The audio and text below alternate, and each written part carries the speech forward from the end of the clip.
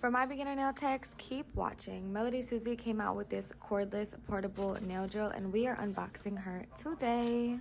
This drill is only the handheld attachment, which is amazing for storage and efficiency, and it's only $20. Let me just tell you that right now.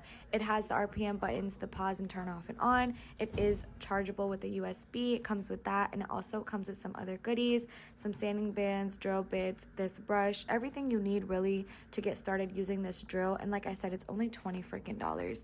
So you slide the nail bit in, you hold that bottom button to turn it on, and then you can play with that plus and negative sign to increase and decrease the RPMs.